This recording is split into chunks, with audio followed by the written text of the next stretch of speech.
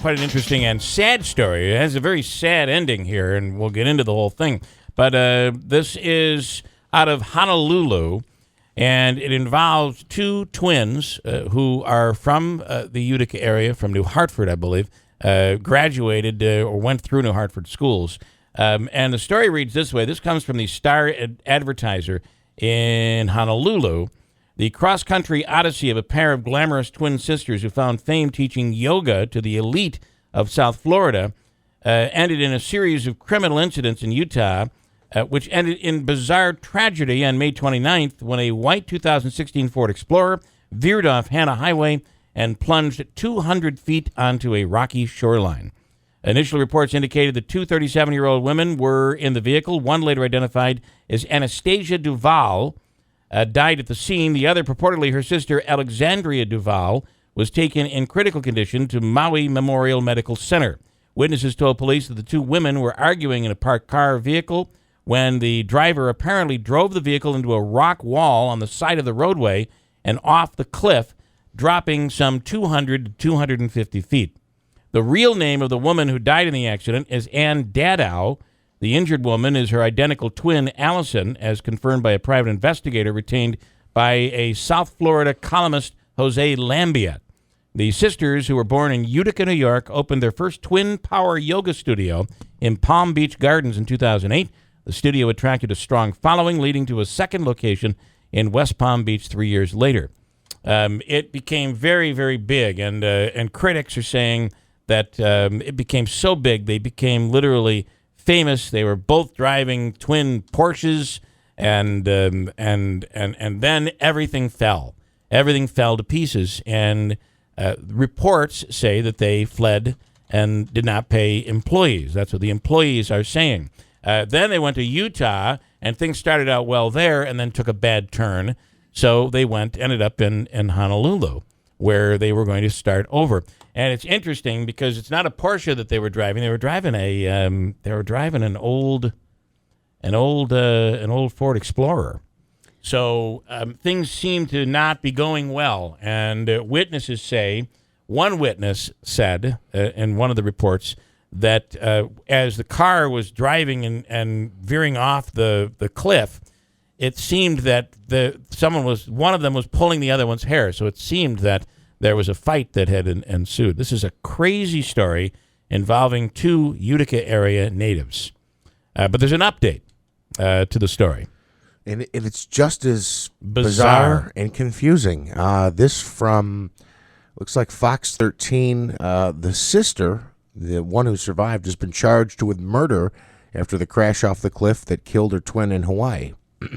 Now, it's interesting because it notes in this article, I lost my spot here. If you'll give me just 1 second. It notes that witnesses say they saw the two women arguing and that the passenger was pulling the driver's hair. They then say the vehicle accelerated forward and took a sharp left off a cliff. So the driver is the driving sister is the one who survived.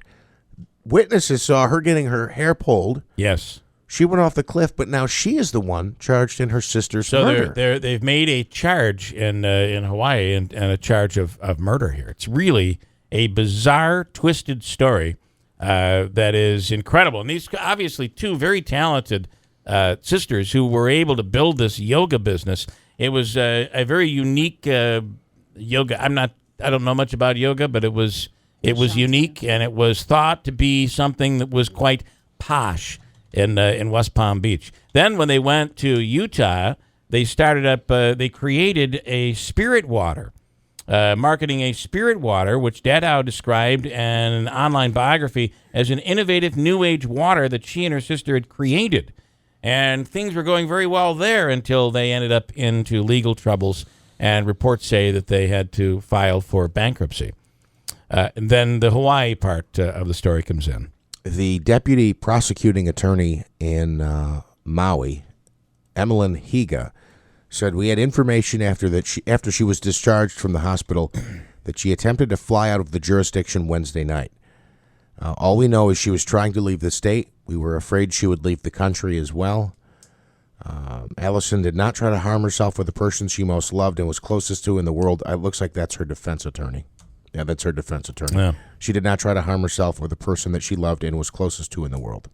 Andrew Dominion. So then the driving sister, the one who survived, must not have been in that bad of condition or that seriously hurt if she was trying to leave the state. This happened last week, and the initial reports had her in critical condition. Correct. But if she's that was a pretty quick recovery. If they're fearing that she's going to flee. I believe they said she appeared in court with her arm still in a sling. Other than that, a bizarre story with involving two very unbelievably talented and beautiful females from here. And unfortunately, one has passed away. It's sad, it's bizarre, it's crazy, and the more you read on this story and the more reports that could come out, first of all, it's very interesting to read news reports from Hawaii, and it shows you that the cultural differences that there are in this United States, in the state that is a part of the United States. It's just culturally different. The words they use, the style they use, it's really quite different. Even in the city like Honolulu, but just crazy story. We'll have more on it as we move along. But maybe you know something, and maybe you remember these two from school here. 37 years old, so that would put them graduating somewhere around 93, 94, 95, something like that. Yeah. Pretty interesting and just really crazy. And did you see that Google is out with something? They have the car that can drive itself, and they were featuring those on the new NBC show. I forget what it's called. It's a takeoff of 60 Minutes, and it's opposite 60 Minutes, by the way, on Sunday nights. But they were showing the drivable car, the car that doesn't require a human to drive, and you can take your hands off the wheel. But now Google has a new artificial intelligence project that they've learned how to compose music. A Google computer has now composed music. Here's the first song it's ever come up with. They're saying it's the first song ever written completely by a machine, and it's called Project Magneta. Listen to this. Or Magenta, I guess that would be. Magenta, sorry.